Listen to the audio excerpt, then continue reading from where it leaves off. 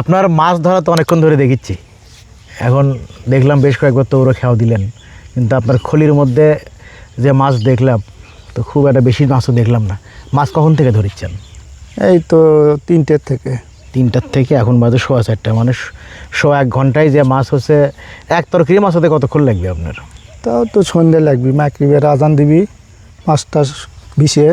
হ্যাঁ, এতক্ষণ ধরে লাগবে, মারা লাগবে। হ্যাঁ। তাই এতক্ষণ তো আগে মাছ মারা লাগেনি। আমরা দেখছি যখন ছোটো আসলাম, যখন আমরা তখন এগুলি বিলে নদী খালে যখন পানি শুকিয়ে যাচ্ছিলো, তখন একটা পেলি দিয়ে খেয়াও দিলেই বা তোরও 2-3টা খেয়াও দিলে তরকারি মাছ হয়ে যাচ্ছিলো। এখন অনেক পর্যাপ্ত মাছ ছিল, সে এখন এই যে কীটনাশক ওষুধ দিয়ে বিলেতে এই মাছের ডিমগুলো বাচ্চাগুলো নষ্ট হয়ে গেছে। যাওয়ার পরে এই বাচ্চাগুলো এখন মনে করেন যে মাছগুলো হয় না, কম হয়।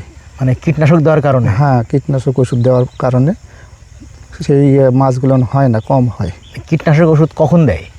ওই যে কোনো বড়ো ধান ওই তারপরে ওই ওয়ার পরে ওই স্প্রে করে ওষুধ দেয়। আচ্ছা, দেওয়ার পরে ওই পানিগুলো ধুয়ে নিচে চলে যায়। সে এখনও মনে করেন যে ওই ইয়েগুলো বাচ্চাগুলো নষ্ট হয়ে যায় চৈত্র মাসে। এই জন্য এই খালে বিলে এখন আগের লাগান মাছ আর নাই না, আগের মতো আর মাছ। যার কারণে আমরা মনে হয় দেশি মাছ বাজারে খুঁজবার যাও পাই না। হ্যাঁ, মানে আপনি যে মাছ ধরিচ্ছেন, আপনার তো তরকারি হয় কঠিন। এখন কেউ যদি বেচপের চাই বেচবি আপনি, তাই না? বেচাই তো যাবি না। বেচাই যাবি না। তাহলে বাজারে যে দেশি মাছ করে যেগুলো বিক্রি করে, সেগুলো মনে হয় দেশি মাছ তাহলে খাওয়ার সম্ভাবনা কম নাকি? কম, হ্যাঁ, খুবই কম। এখন আগের মতো নাই আর, এখন খুবই কম।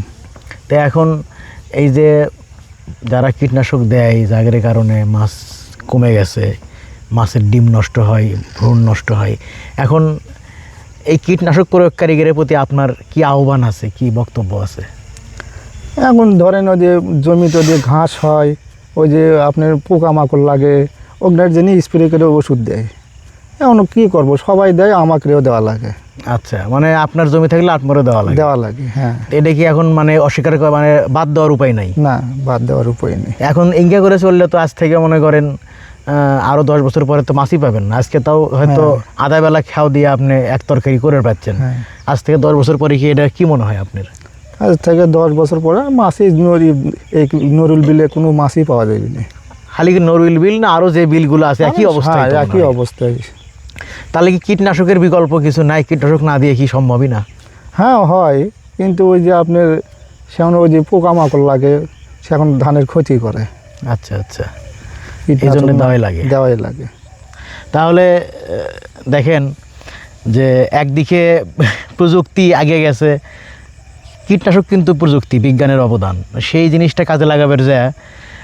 জানি না আসলে যে পরিমাণ কীটনাশক দেওয়া দরকার তার চেয়েও বেশি দেওয়া হচ্ছে কি না, বা নিজস্ব ব্যক্তিগত লাভের জন্যে বা ফসল বেশি উৎপাদনের জন্য কীটনাশক বেশি ব্যবহার করা হচ্ছে কিনা জানি না সেটা। কিন্তু মাছের যে ক্ষতি হচ্ছে এটা কিন্তু আমরা চাক্ষুষ দেখে পাচ্ছি। দেশি মাছ বাজারে নাই বললেও চলে, যেগুলোই দেখা যায় সেগুলো দেশি কিনা সন্দেহ আছে। হ্যাঁসারির মাছ বেশিরভাগই হয় আর কি। তো এখন মাছ, পালা মাছ, আর অল্প সামান্য পাওয়া যায়, খাতেই সেগুলো চলে যায়। তাহলে দেখেন ভবিষ্যতে চাষের মাছ ছাড়া আমাদের কোনো উপায় থাকবি না। আর জানেন যে অরিজিনাল যে পুষ্টি যেটা আর কি, একেবারে প্রাকৃতিক অর্গানিক যে পুষ্টিটা, সেটা কিন্তু আপনার দেশি মাছ ছাড়া চাষের মাছ থেকে ওইভাবে আসার কথাও না। কিন্তু আমাদের কিছু করার নাই, বাস্তবতা যেটা সেটাই। এখন সমাধান কি? সমাধান এখন নিজেদেরই বার করা লাগবে। যদি আমরা ইচ্ছা করি, চেষ্টা করি, যদি কীটনাশকের বিকল্প বা পরিমাণ মতো ব্যবহারের কোনো ব্যাপার থাকে, তাহলে নিশ্চয়ই সেভাবেই করে অন্তত মাছটা তো বাঁচানো লাগবে, মাছ তো খাওয়া লাগবে। মাছে ভাতে বাঙালি এর কথা আছেই, তাই না? হ্যাঁ, মাছে ভাতে বাঙালির কথা আছেই। তাছাড়া আমার বাংলাদেশিরা গর্ব করি যে আমাদের নদী বিলে খালে মাছে ভরপুর, সেই জিনিসটা গর্ব করার মতো আর জায়গা কিন্তু থাকিচ্ছে না।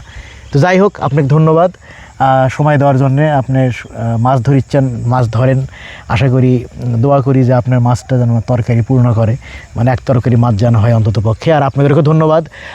আর এই ব্যাপারে যারা শুনলেন, যারা কীটনাশক দেন তারা সচেতন হন, যাতে প্রয়োজনের বেশি অন্তত পক্ষে না পড়ে। ধন্যবাদ।